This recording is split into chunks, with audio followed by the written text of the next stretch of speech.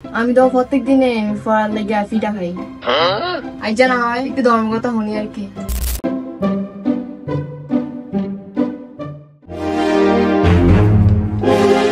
ও মা গো, আজকে তো কিচ্ছু পারি না। সারে মাইরা নেবো কোনটা করে আমি ইংলিশ পড়লাম না অঙ্ক করে আমি কিচ্ছু পারি না। আজকের পর হয়েছে নি স্যার পারি না নাকি তাই যাওয়ার আচ্ছা যে কেমনে মারিতে বাসমু জগন্নাথই জানে। নেস আইডিয়া পড়াটা বার করতে কি এমন চিন্তা করতে আছো শুধু? না মানে স্যার সারা জীবন তো পড়তে পড়তে জান শেষ। না মানে স্যার কিছুদিন পরে তো যাত্রা মহোৎসব এ বিষয়ে কিছু বলেন না। আজকেও পড়া পারস না লেগে বলে এমন করতে আছো নাকি? পড়া ভাগি দেওয়ার লেগে? না না স্যার এমন কিনলেই হইব। আমি তো প্রত্যেক দিনে পড়ার লেগে ফিটা খাই। আইজা না হয় একটু ধর্মগত হনি আর কি। আচ্ছা আচ্ছা বলতেছি শোন, জগন্নাথের স্নান যাত্রা দর্শনে কাউকে আর এই পৃথিবীতে ফিরে আসতে হয় না। শুধুমাত্র জগন্নাথ দেবকে স্নান করানোর জন্য পুরীতে রয়েছে এক বিশেষ ধরনের কুয়া, যে কুয়াতে কখনোই সূর্যের আলো পড়েনি। স্নান পর্ব সম্পন্ন হওয়ার পর শ্রী জগন্নাথ দেব সবাইকে গজবেশে দর্শন দেন। কিছুদিন পরে তো স্নান যাত্রা মহোৎসব, কিন্তু তুই কি জানিস স্নান যাত্রা মহোৎসব কি, বা কিভাবে বা পুরীতে স্নান যাত্রা মহোৎসব পালিত হয়, আর কেনই বা শ্রী জগন্নাথ দেব গজবেশে সবাইকে দর্শন দেন? জানোস কিনা? হা করে এমনি তাকাই থাকলে হইব? আর আমি করতে দেন, আমি কি কোনোদিন কোনো কিছু শুনছি? মন্দিরে সানযাত্রার সময় শুধু গেছি আর আইসি। ঠিক আছে বুঝতে পারছি, এবার তো একটু মনোযোগ দিয়ে শোন। হ্যাঁ হ্যাঁ বলুন বলুন শুনতাছি। একজোট কাছে বিস্তারিত জেনে নেওয়া যাক জগন্নাথের স্নান যাত্রা। জ্যৈষ্ঠ পূর্ণিমার মহেন্দ্রক্ষণে জগন্নাথকে স্নান করানোর জন্য যে আয়োজন, সেটি হচ্ছে জগন্নাথের স্নান যাত্রা। স্কন্দপুরাণ অনুসারে রাজা ইন্দ্রদম্ন যখন জগন্নাথ দেবের কাঠের বিগ্রহ প্রতিষ্ঠা করেন, তখন থেকে শুরু হয় এই স্নান যাত্রা মহোৎসব। অর্থাৎ সমগ্র পুরীধামে এই দিনটিকে জগন্নাথ দেবের আবির্ভাব তিথি বা জন্মদিন হিসেবে পালন করা হয়।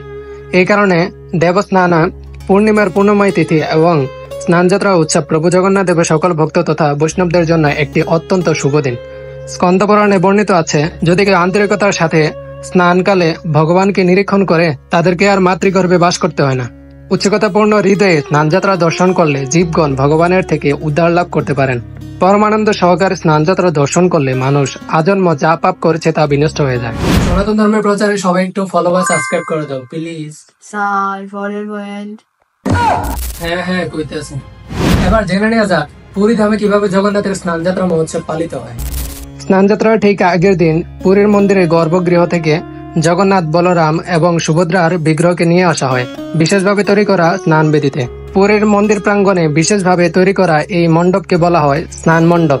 এটা এত উঁচু যে মন্দির প্রাঙ্গণের বাইরে থেকেও বেদিতে উপবিষ্ট বিগ্রহ সমূহ স্পষ্টভাবে অবলোকন করা যায়।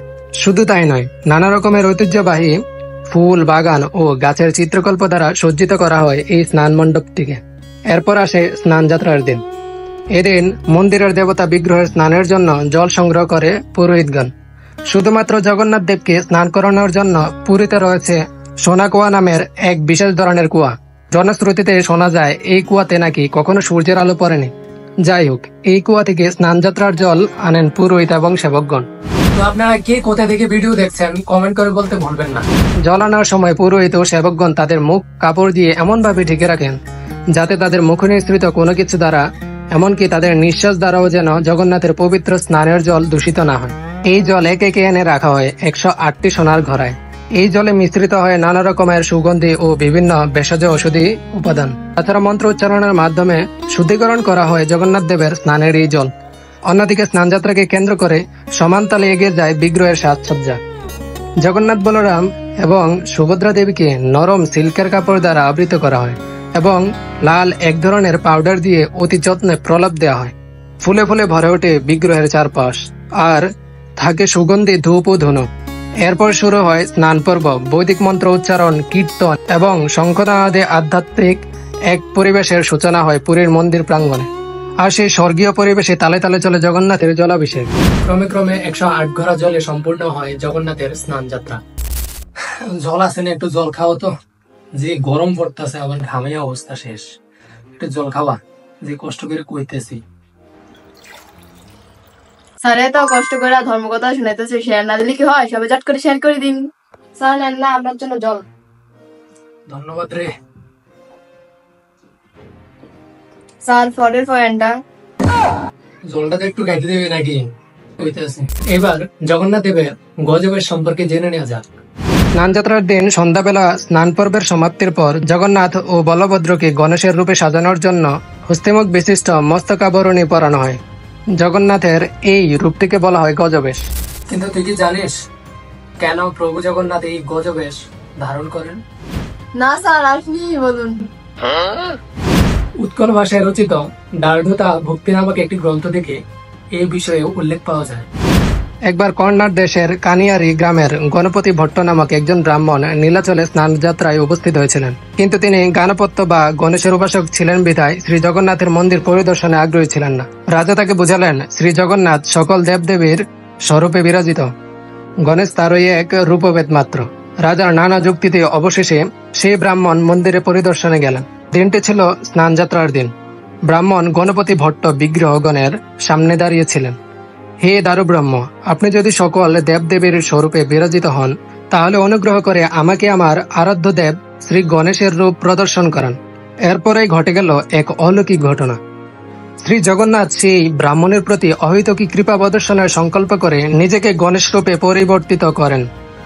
সূর্যুক্ত সহাস্যবদন জগন্নাথকে দর্শন করে সেই ভক্ত মহাবিস্ময় ও মহা আনন্দে অভিভূত হয়ে গেলেন। সেই থেকে স্নানযাত্রার পর নিয়মিত রূপে শ্রী জগন্নাথ ও বলরামের স্নানবেদিতে গণেশ বেশ এবং সুভদ্রা দেবীর পদ্মবেশ হয়ে থাকে। এবার তো মনোযোগ দিয়ে শুনছো নাকি? এবার তো সবগুলোর প্রশ্নের উত্তর দিতে পারবে নাকি? জি স্যার। না না না, প্রভু প্রভু প্রভু প্রভু।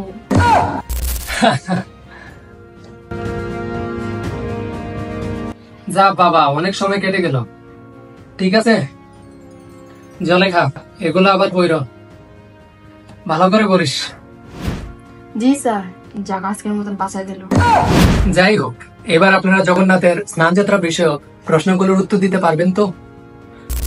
আজকে এ পর্যন্তই। আসবো আবার নতুন কোনো ভিডিও নিয়ে। ততক্ষণ পর্যন্ত ফলো বা সাবস্ক্রাইব করে সাথেই থাকবেন। হরে কৃষ্ণা, হরি বল। ভিডিওটি সবার মাঝে ছড়িয়ে দিন বেশি বেশি করে।